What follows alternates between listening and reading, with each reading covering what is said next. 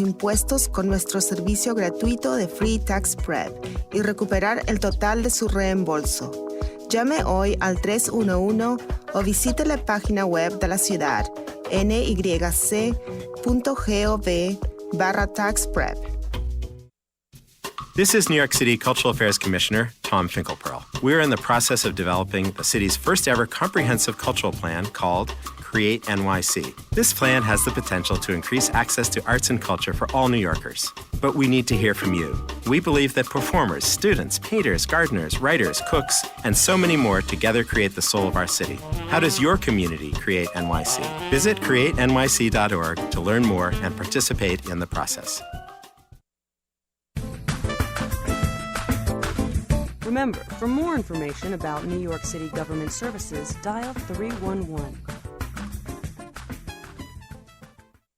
Hello, this is New York City Public Advocate Letitia James. There are millions of seniors living in New York City who deserve to live out their golden years in comfort. Unfortunately, we've seen too many instances of elder abuse, such as emotional, physical, sexual abuse, or theft. If you think that you or someone you know is a victim of elder abuse, please call the New York City Department for the Aging's Elderly Crime Hotline at 212-442-3103 or 311.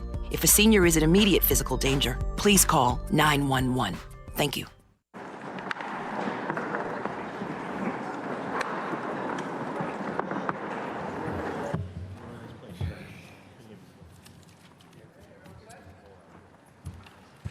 We all set? Everybody good? You hear me? All right. Afternoon. Thanks for being here. I'm just going to say a few things, keep my remarks short, and then Mayor de Blasio will have some remarks. Then as has become the custom, Dermot Shea, our Chief of Crime Control Strategies. I still have to get used to that. We'll go over January's crime numbers for you. Then we'll take your questions. It's been a good start to 2017. As Dermot will explain, citywide we're down again in many of the major crime categories and up in gun arrest again. Every day, the men and women of the NYPD are working hard to drive down crime and to keep people safe.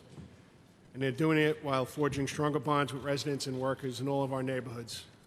You know, it's important that we're up here in the Bronx, in the 4-3 precinct. Inspector Fausto Pichardo is the commanding officer here, and he and his cops are doing phenomenal work. Fausto and his people have been showing us how it's done since they've implemented the neighborhood policing plan here last April. Remember, neighborhood policing is a crime-fighting model of policing first and foremost. And year-to-date, the 4-3 is down more than 22% in index crime, 151 versus 194.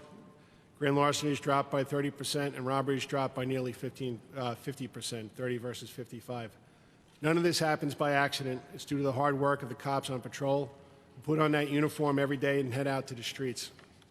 It's due to the tireless efforts of cops like Sergeant Paul Tizzulo, who was shot and killed here in November while doing his job of fighting crime and keeping people safe. And I'm so thankful every day that we have cops like that working in all of our communities, making sure New York City stays the safest big city in America. I'm sure you might have some questions about the Karina Vetrano homicide arrest we made over the weekend. I'd just like to publicly offer my praise to Bob Boyce and his detectives. A tremendous job. Thanks, Bob. There's a reason why the NYPD investigators have long been known as the greatest detectives in the world. And they are. And I want you to remember that none of these successes as a police department are achieved alone. We received many, many tips from the public on this case. And as Chief Boyce said yesterday, the entire community was an incredible partner to us as we ran down every single lead. It's that kind of cooperation we get from the community, people calling in tips. That's what we mean, and that's what I mean when I say public safety is a shared responsibility. It's a shared responsibility between cops and every resident, worker, and visitor to our great city. And that's how we're closing cases, homicide cases, shootings, and that's how we're putting a stop to gang and crew violence and much more. And that success is reflected in these crime numbers we're going over with you today. I just want you to say thank you again to all the hardworking men and women of the New York City Police Department and all the members of the public who help us keep crime down every single day. Mr. Mayor? Thank you, Commissioner. And Commissioner, congratulations to you, all the men and women of the NYPD, for another strong month in January, continued progress on the mission.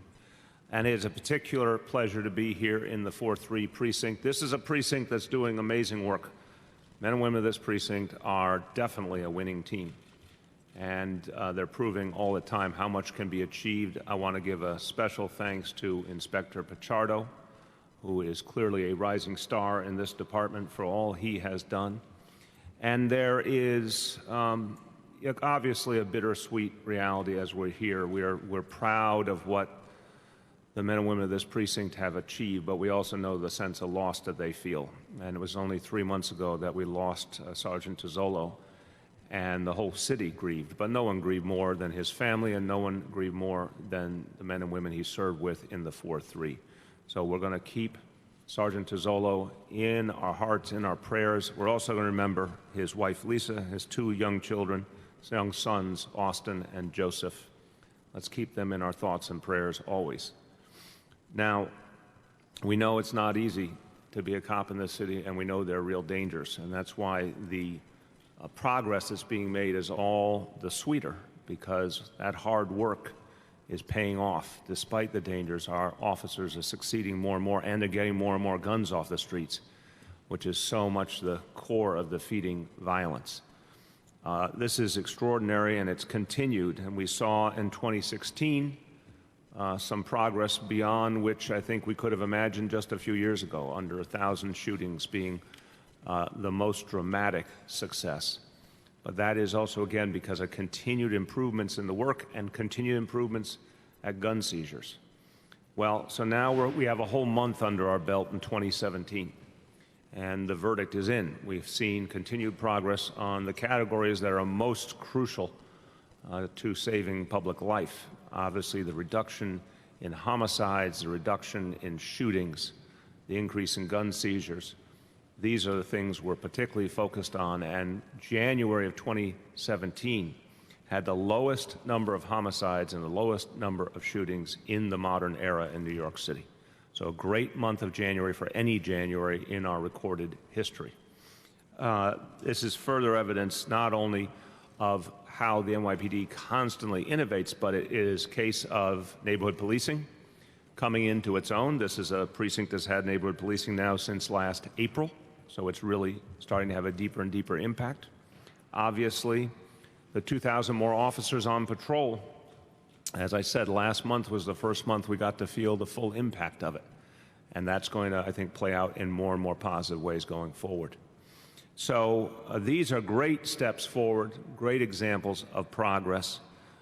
We have some other important progress that we announced last week with the clear announcement of a timeline on body cameras, that all body cameras will be in place for our patrol officers by the end of 2019. Another major step in terms of technology, another major step in terms of accountability and transparency. And we think that combination that we're talking about here, 2,000 more officers on patrol, neighborhood policing becoming the pervasive strategy, and body cameras on all our patrol officers, those are going to synergize. Those new thrusts are going to come together to create more trust between police and community and create much more flow of information from community to our police for the safety of all. I want to thank everyone, the Commissioner, First Deputy Commissioner Ben Tucker, Chief of Department Carlos Gomez, all of the leadership up here. We're going to turn to Dermot in a moment, but I also want to take a moment to congratulate Bob Boyce and all the men and women in your command. This was an extremely tough case to crack when it came to finding the murderer of Ms. Vetrano, and you did an outstanding job, and all of New York City thanks you. So please pass all of our compliments to the men and women who serve under your command. Just quickly on the numbers, the good news, of course, overall index crimes this January of 2017 compared to last January are down from, I know Dermot will go over the details, but from 8,011 last January to 7,991 this January. Murders are down, shootings are down. Now, these are small changes in the scheme of things, but they are so important if we can continue to build upon them. Being down 2 murders in the month of January means 2 more lives that were saved. Think of that progress being achieved month after month after month. That puts us on a track to going someplace we've never been before in terms of reducing murder, and that's what we're aiming to do. There have been some areas where there have been some small upticks in other categories, and Chief Shea will talk to you about those. We take every one of them seriously. We're not going to rest. If we see any uptick, we're going to put extra attention, extra resources on addressing it. but the overall progress has been outstanding. And we're going to keep investing. We've gone a long way in terms of personnel, 2,000 more officers on patrol, the better equipment, the better helmets and vests, as we saw, and a lot of you were there last week, the bulletproof glass on the side panels of the cars, the ballistic doors to keep our officers safe. These are all improvements, and they're all going to add up year after year. And this is how we have become the safest big city in America. This is how we've become an even safer city and continue to be the safest big city in America. Just quickly in Spanish. Nueva York sigue siendo la ciudad grande más segura del país. El mes pasado tuvimos la menor cantidad de homicidios y tiroteos para un mes de enero, pero no queremos ni un solo incidente de violencia armada. Vamos a seguir trabajando duro para mejorar la seguridad de todos los neoyorquinos. With that, in any language, he's an expert, and we look forward to a report from Chief of Crime Control Strategies, Dermot Shea. Thank you, Mr. Mayor. Good afternoon, everyone. As you've heard, we've begun a strong start to 2017 in terms of overall crime reduction. Strategies that have been put in place to address repeat offenders, illegal gun possession, and gangs are having the desired effect. We're building on the momentum of the last few years. So some of the highlights for crime statistics from this January. Overall index crime is down 0.2% for the month of January. When you carry it over to this morning, we are now down 2.7% in overall index crime in New York City. To note with the overall index crime, January marks the 10th consecutive month of reduced index crime. That's the momentum we've been talking about. Currently, 4 out of 5 boroughs in New York City, all but Queens, are down to start the year. Homicides. We recorded 20 homicides in January. That's down 2 from 22. That 20, as the mayor alluded to, is the lowest January that we have ever recorded, going back a minimum into the 1960s. Shooting incidents, down 1.7% in January. Last January, we hit the modern mark with 59 shooting incidents. We came in with 58 this January. Talking about momentum again, 9 of the last 13 months, we've had a reduction in shooting incidents. 9 out of the last 13. 3 months in a row, we've had a reduction in shooting incidents in New York City. We have now, when you look at New York City as a whole, we now have periods, 24-hour periods, where we do not record a shooting incident in New York City. That kind of thinking was impossible in the not-too-distant past. This is the new normal. We want to build on it, and we feel that we will build on it. There's still plenty of work to do. Stabbings and slashings for January, down 7.2%. Robberies, down 7.5%. Lowest January robbery number we've seen. Felony assaults in New York City, down 5.4%. Burglaries tied the lowest mark set last year. Transit crime, down 1.4%. And housing crime, not to be outdone, down 1.9%. Clearly a wide breadth of crime across New York City. Property and violent crime, down. But there is, I alluded to, there is still work to do. 3 categories we saw increases in January. Rape was up 8.9%. Grand larceny, specifically credit card-related skimming and forging of checks. Those 2 drove grand larcenies. And grand larceny was up for the month of January, 4.7%. And lastly, rounding out the crime totals, stolen vehicles, which we have seen drop to unprecedented lows, saw an increase of 10 cars for January. So that's 480 versus 470, a 2% increase. Okay, thanks, Dermot. We'll take your questions. Questions, and then we can move on to other police questions. Rich? Do you think it's possible, really, to keep driving crime down further at this point, and how could you achieve that? Yeah, I do think it's possible, and I think it's our obligation to make sure we keep trying to do that. I think by using precision policing, we've spoken about that at length, and I think once we get neighborhood policing up and running in all 77 precincts, I think that'll go a long way to helping us push crime down. Yeah, and Rich, I want to add I think it's extraordinary to hear a public servant like Commissioner O'Neill answer that question with such confidence. When you think about it, you've been to a lot of press conferences in your day, Rich. You've heard a lot of hedging. There is something gutsy about saying we can and we will. And I think it's because everyone believes it. I believe it thoroughly. I remember as we talked about the kind of changes that were needed way back when, the beginning of the administration, Commissioner Bratton would talk about if we do X, Y, and Z, then we can talk about going to places we've never been before. But it was quite clear we had to make a series of changes. We've made those changes. And you'll remember his last press conference as commissioner where he spoke with great confidence about what the future would hold. Commissioner O'Neill says publicly what he says to me privately, that we believe we can and will do better. We got to just keep driving the strategy. Huge X factor is the involvement of the people. And you saw how the people in the Vetrano case, the people of Howard Beach and the whole city cared so deeply and felt so much for the family. They came forward with every piece of information they had, and it helped. It always helps. Bob Boyce talks about that all the time. He appeals to the public for help all the time, and it makes a huge difference.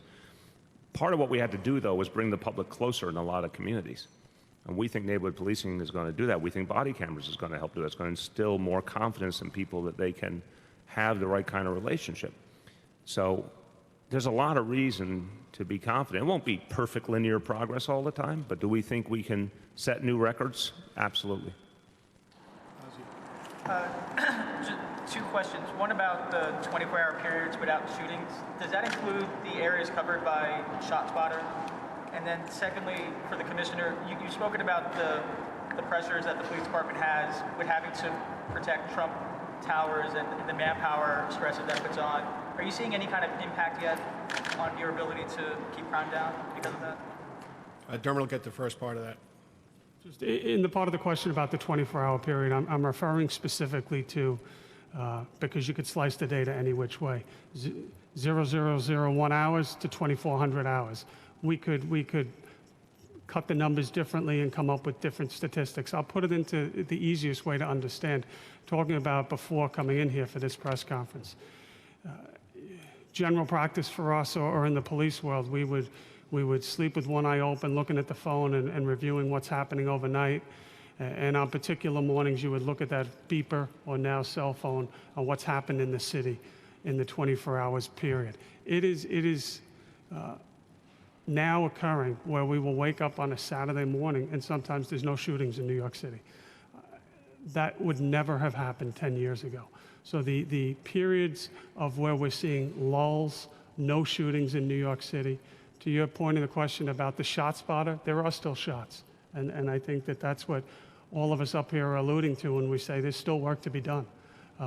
There's still work to be done when anyone is carrying a gun in New York City or anyone is being robbed or victim of a sexual offense. But the numbers don't lie. And we are seeing staggering statistics come in with the reduction in gunplay, gunfire, and people being shot throughout all boroughs in New York City. So, Ozzy, to the second part of your question, short term, we can make adjustments, but long term, we're going to need reimbursement from the federal government. It's important that as we go through protecting 56th and 5th is that if we need resources from outside the city, we have to make sure we minimize the impact on any one command, any one precinct. Just want to welcome and acknowledge for her extraordinary support of NYPD, the chair of the Public Safety Committee in the City Council, Councilwoman Vanessa Gibson. Thank you for joining us. Appreciate it. David. Just following on the topic of Trump Tower, do you have a new estimate for how much it's cost the city thus far? And then have you reevaluated, given the nature of the protests that have sort of flared up spontaneously around the city in the wake of the inauguration, how that might affect your response to Trump Tower? Do you have new plans for how you're going to handle that? We shut down Fifth Avenue or shut down Side Street? And we're still in the process of working this out with the Secret Service, but when the president is not in town, the costs are a little bit lower. But the demonstrations do have an impact on operations because we have to get those cops from somewhere too.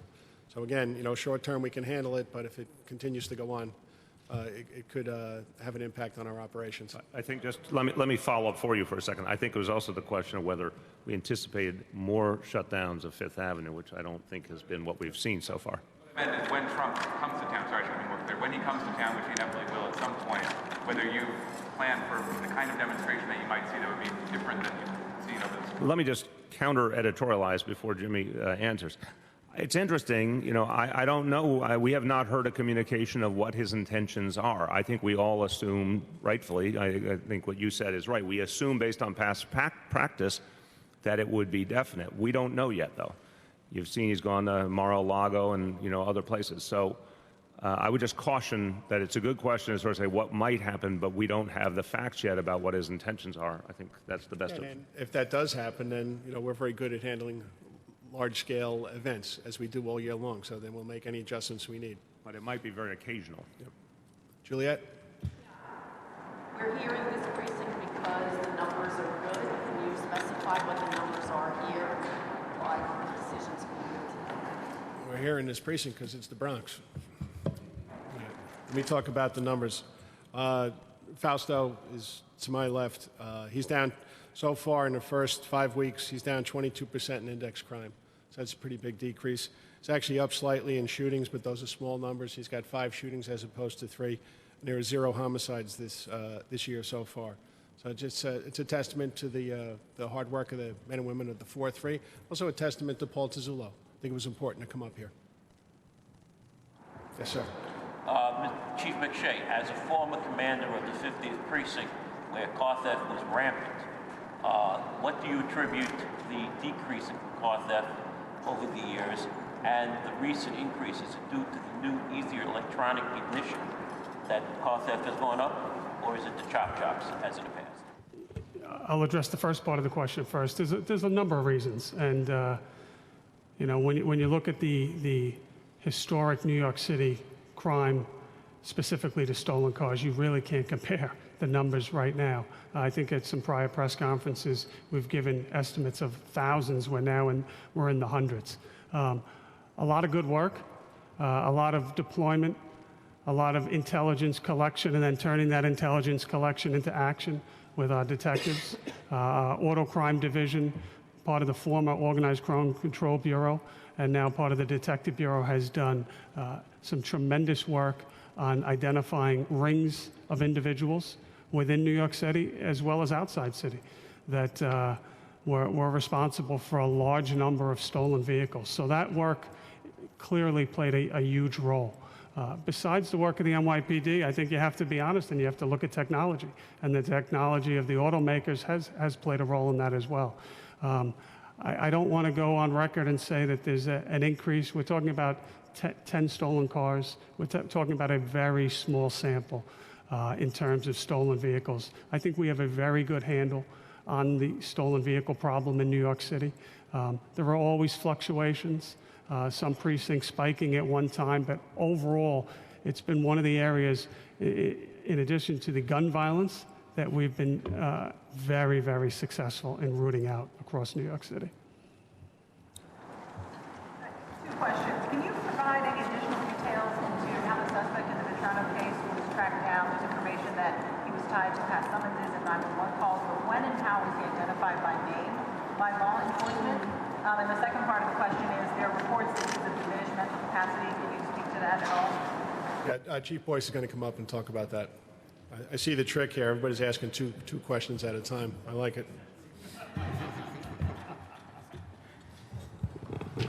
I think you may have to repeat the question. Yeah. The first question is, can you provide any additional information to how that suspect was tracked down? We've received information that he was tied to past summonses and 911 calls, but when was he identified by name? When did he become known to law enforcement by name? And do you have any thing to say about the reports that he's of diminished mental capacity? I'm not going to comment on the diminished mental capacity. I gave out a lot of information on this. I spoke about the summons that he got in the area, and that contributed to his identification. We spoke of a deep dive. We went to a 911 call. That was from the spring of 2016. His name came up in that. We had to go to the police officer to find out who it was. It was in his memo book. Then he became a lead and nothing more than that. We went to speak to him. Once we saw the fact that he did have those summonses down that end, just move to the right there, my friend with the camera. Sorry to speak to the lady. Once we saw that he was was down there, he was in and around that Gateway Park area and things like that. That's when we went to speak to him. This happened in the last 10 days. We went to speak to him on February 2nd at his home in East New York, and where he voluntarily gave the DNA sample, which we've taken, I think, 600 DNA samples on this case. And it wasn't until Saturday, the quick turnaround by the OCME, that we identified him. And then the case, of course, took off from there. What the court summonses were for, the prior court summonses? Yeah, we have park regs. That's the national park down there, and all around there is park regs. So 2 of them were for that, and 1 was for urinating in public. And that goes back to 2013. Chief Boyce, a couple things. Yesterday you talked about the DNA evidence, which is not 100%. There have been cases where DNA has wrongfully convicted someone. You spoke yesterday about DNA on 3 things, on her body and on her cell. We noticed that, and you can correct us if we're wrong, that the suspect was not charged with sexual assault of the victim. What's going on there? Okay. Right now, he is in Manhattan House of Detention, remanded. All right, the next court date, I think, is the February 21st. So in regards to your DNA question, there is different forms of DNA. There's molecular DNA, there's mitochondrial DNA, strong profiles. We have a strong profile on him. So in your statement that it's not always accurate, it is accurate when it comes to that. Okay, and that's what we have. So insofar as him going forward with the sexual attack, I will not speak to that. Judge Brown has a grand jury process, and I will honor that. That information will be given to the grand jury, and they will decide what to do with this young man. There's one suspect in this case? I am. Everything we have revolves around one person. We only have one DNA profile from that case. Excuse me, and that seems to be, and that's him. So yes, we have a singular attack, and I said we have detailed incriminating statements. That's very factual. I don't want to go too far into what he said. Yeah, have you seen an uptick in hate crimes post-inauguration, or have they subsided since Election Day? Talk about that. We saw a tremendous uptick. I'm using the word tremendous, but quite a bit of uptick on directly after Election Day. That has now since leveled off from what we can see. Most of that uptick came from hate speech or graffiti that we saw, and we continue to see graffiti. So it is remarkably up since then, but we've seen it leveling off from that first point after Election Day in November. Question for the mayor.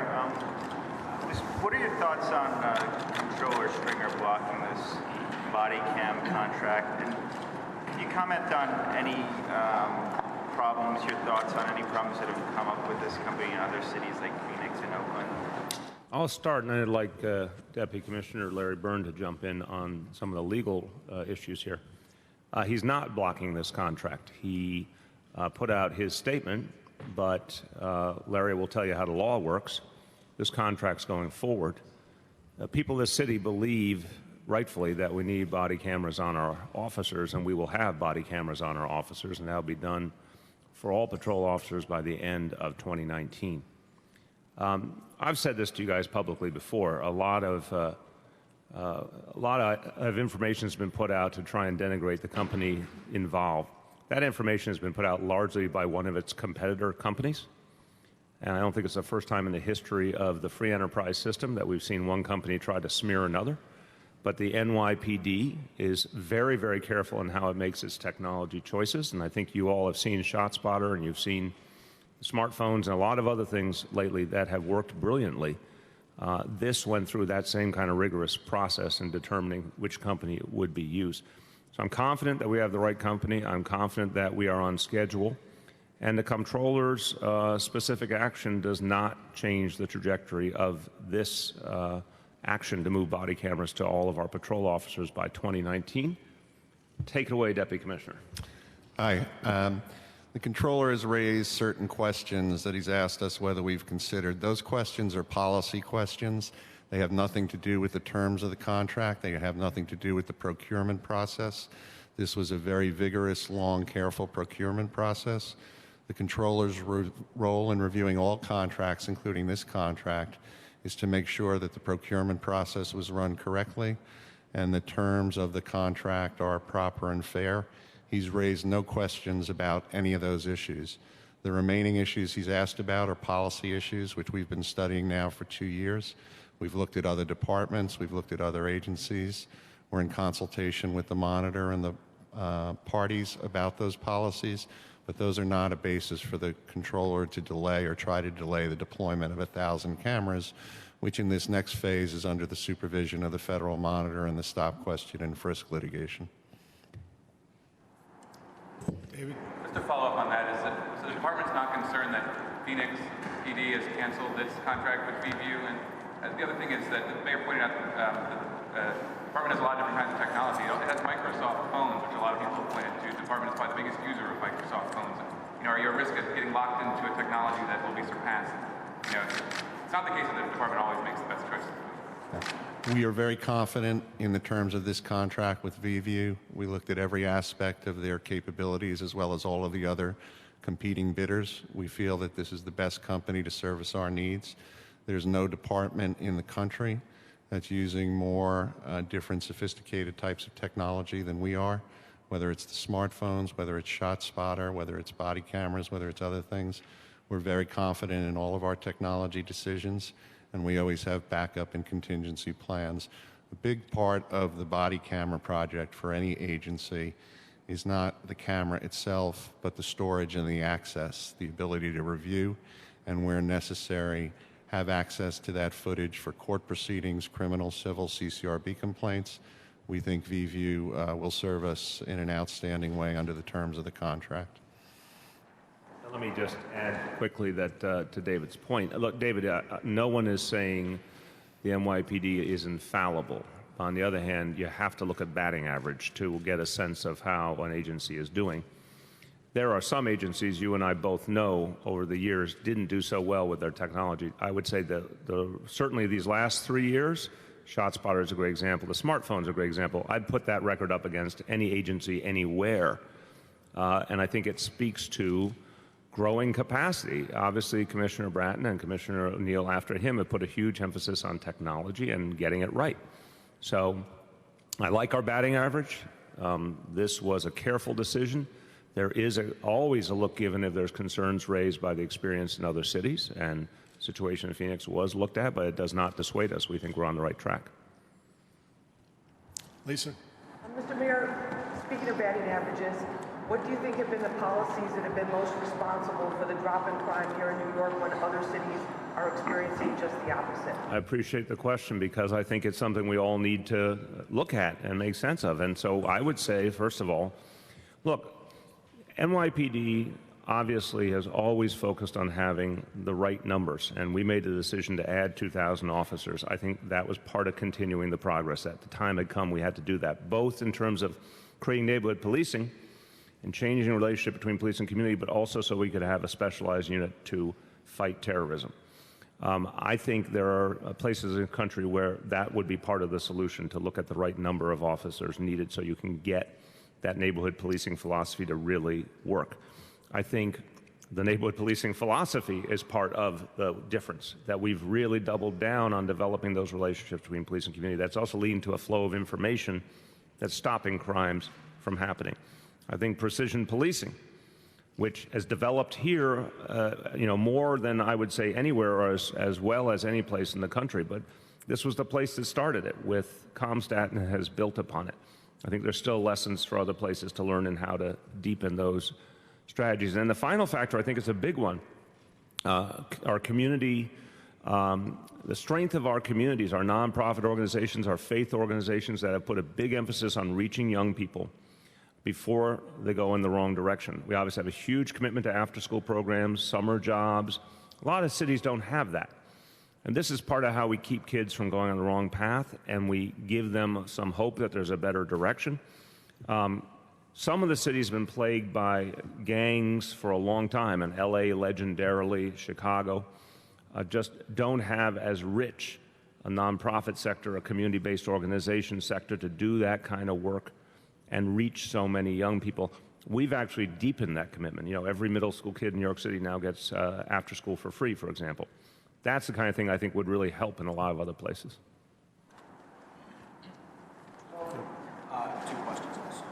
First, just to go back to Trump Tower, I'm wondering if you can characterize the reimbursement, the amount that you've requested from the federal government.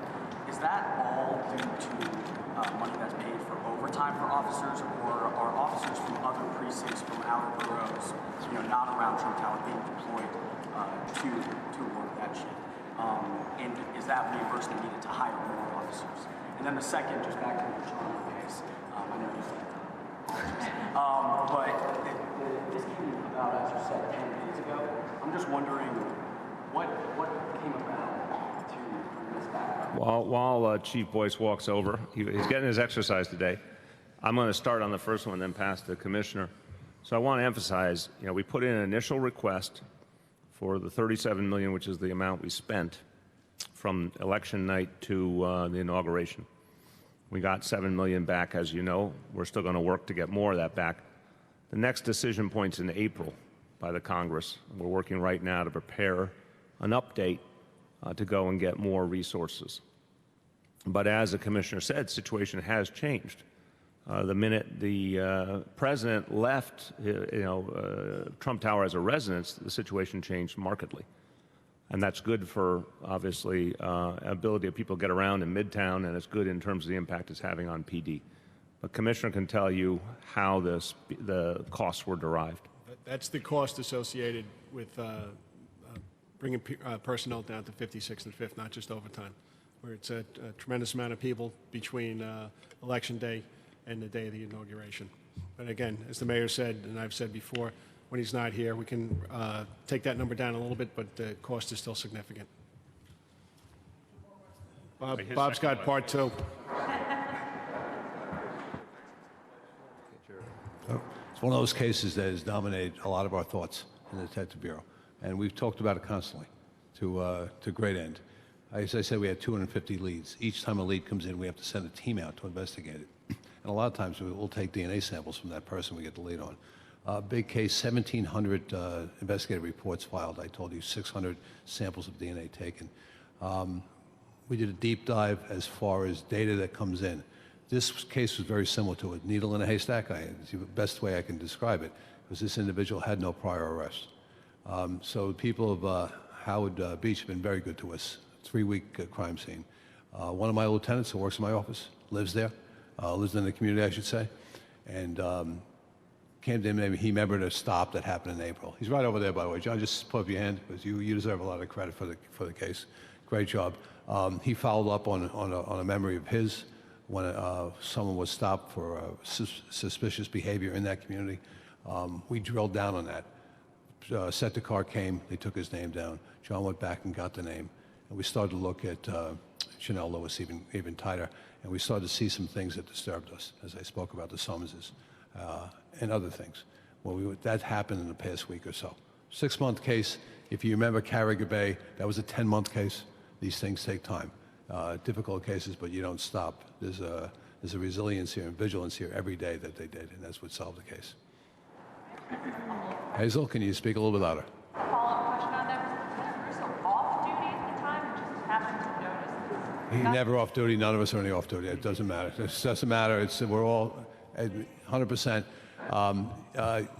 To answer your question, at that moment, he was not on duty, but again, it's in your head. The protests, the anti-Trump protests have come up a couple of times. Does the city plan to ask the federal government for money for policing the protests as well as security at the Trump Tower? And, I mean, do the Twain meet at some point, too, when they're at the Trump Tower? I'm just going to start, and the expert will speak after me. I think those are two very different things. Trump Tower is, a public accessible space with the obligation to protect the president, then president-elect, his family, his staff, all the people working in the building, the surrounding area, and the building itself, which had become a symbol. I think the protests are something that we're much more used to dealing with and that occur regardless of where a president lives. But I don't have too much more to add to that. This is demonstrations is something that comes around a lot for the NYPD, and we do it well, and so I don't think that's something we'd be looking for reimbursement. Back to Toronto. Law enforcement ever have any contact with the suspect pertaining to his alleged threats against women? I'm not going to comment on that. I said we had 3 police incidents with the Summerses down in that park. As far as the other things that his incidents with that may give a profile psychologically, that's for the grand jury to come in. Park summonses related to women at all in the park? I don't believe so, no. Mayor, last week you expressed your willingness to at least have a conversation and evaluate whether there should be any additions to the 170 offenses by which the city would cooperate with immigration authorities. Is there an update to that process? Well, we'll have an update soon. This is what I would say to you. We feel the process for deriving those offenses was a very thorough one. We worked closely with NYPD. Our corporation counsel, Zach Carter, our chief lawyer for the city, was deeply involved. I think we got it essentially right.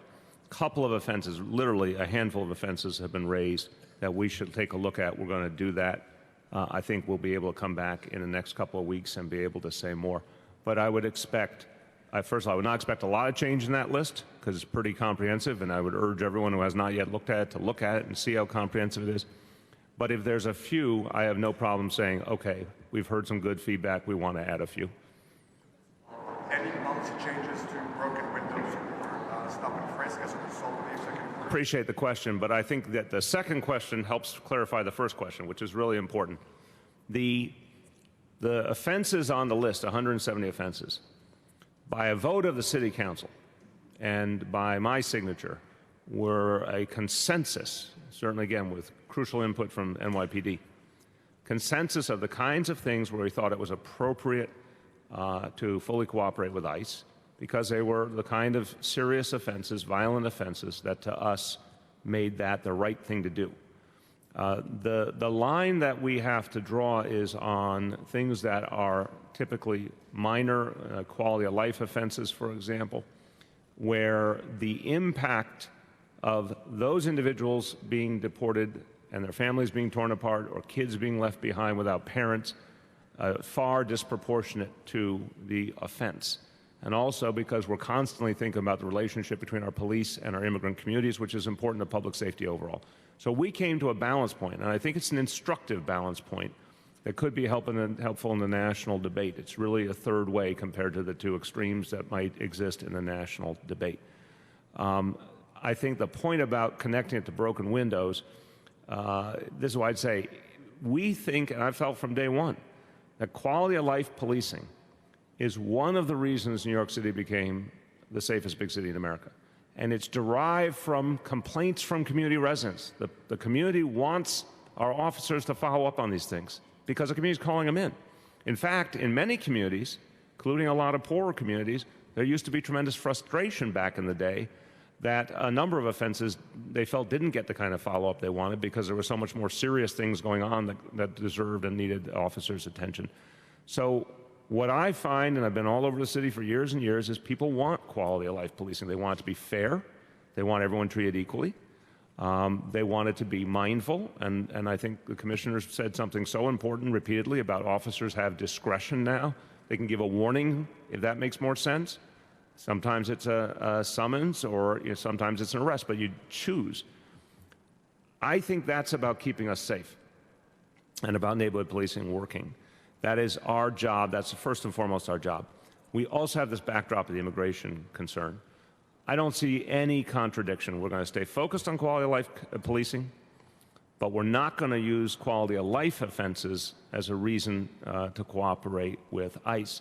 And that separation means there's no reason to change our approach on something that is working with quality of life policing. Thank you, folks. I'm trying to add one thing to that. As far as quality of life policing is concerned, we need to talk to Fausto about that. He's a precinct commander. We were all precinct commanders up here. If you didn't do that, you wouldn't be a precinct commander very long.